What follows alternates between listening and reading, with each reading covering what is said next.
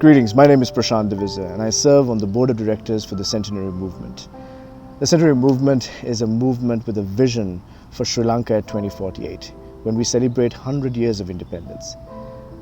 Our vision is, at least by then, that Sri Lanka will be a developed nation, a thriving nation, a nation that has accomplished significant progress because of the strategic and consistent efforts of a new generation of Sri Lankans who begin their journey now, planning out the next 27 years of reform that we need at a policy level, reform we need from the public and the citizenry to be more aware of the realities of our country and support the transformation of Sri Lanka. As a movement, we have three major wings. Our first one is a political academy. We have a 52-week course, 700 hours of theory and practice of leadership in the public sector and as politicians.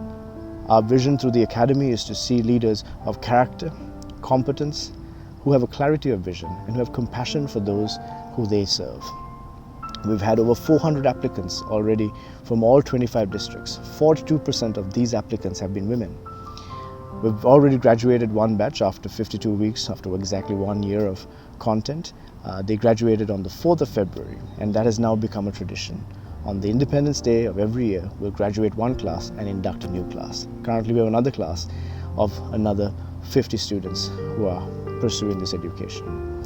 In the near future, we also hope to create a shorter program of a 3-month crash course for those who cannot commit to a 1-year program, but still have the key substance of the initiative. In our curriculum, we have 6 major policy areas that we focus on: politics and governance, economic reform, education reform, diversity and inclusion, health and well-being, and environment and agriculture. The second tier, or the second wing of our movement, is our advocacy unit. And this is with the intention of educating the masses.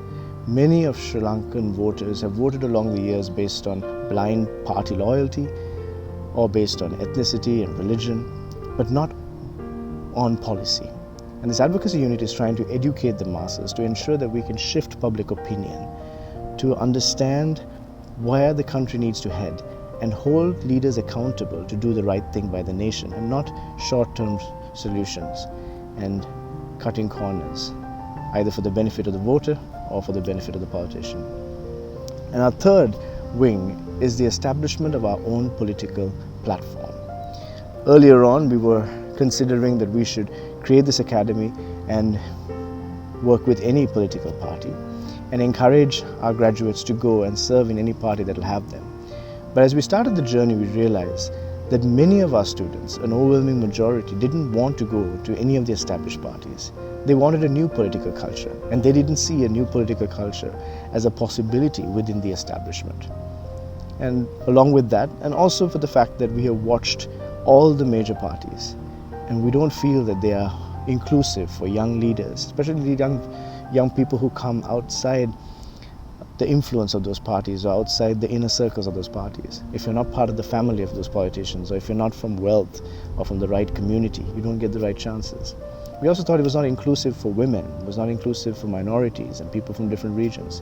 And we also desperately wanted to see a party that is truly diverse, representative and led by people from all across the nation, and a party with a clear vision, not playing opportunist politics just to win an election, but a clear vision for the nation.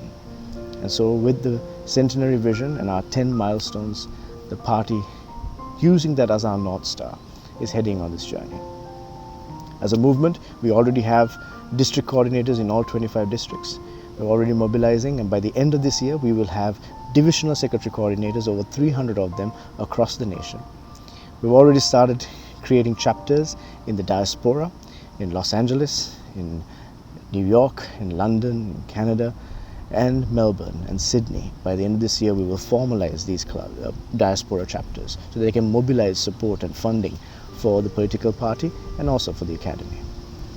Speaking specifically of the political party, we will be sharing our manifesto, the first draft of our manifesto, on the first week of September.